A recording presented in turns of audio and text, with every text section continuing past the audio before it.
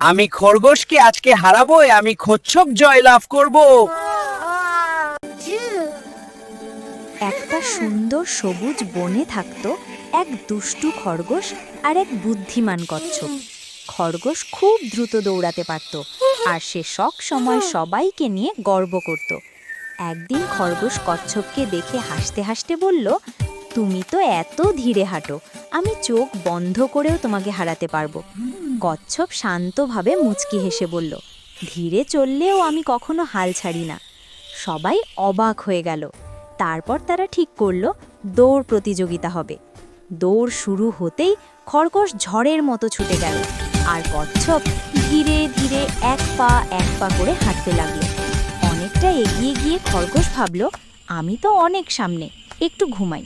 সে গাছের নিচে ঘুমিয়ে পড়ল। কিন্তু কচ্ছপ থামেনি, সে ধীরে ধীরে সামনে এগিয়ে চলল। একসময় কচ্ছপ পৌঁছে গেল গন্তব্যে। ঠিক তখনই খরগোশের ঘুম ভাঙল। খরগোশ দৌড় দিল, কিন্তু অনেক দেরি হয়ে গেছে, কারণ কচ্ছপ ইতিমধ্যেই জিতে গেছে।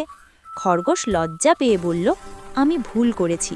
কচ্ছপ হেসে বলল, ধৈর্য আর পরিশ্রমই আসল শক্তি। শিক্ষা, ধীরে চললেও নিয়মিত চেষ্টা করলে জয় নিশ্চিত। তুই এত ভয় পাস কেন? আমি তোর সাথে আছি। তোর সাথে থাকবো, চিন্তা করিস না। এখন আমি কি করব, কিভাবে সবাইকে বাঁচাবো?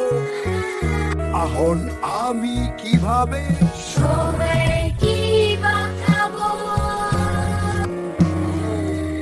আমার কথা শুনো, এখন বাড়ি থেকে বের হইবা না, বাইরে বড় ভাঙ গেছে।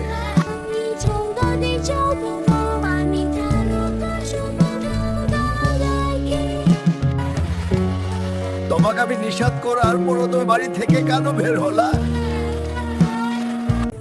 তুই এত ভয় পাস কেন? আমি তোর সাথে আছি। তোর সাথে থাকবো, চিন্তা করিস না।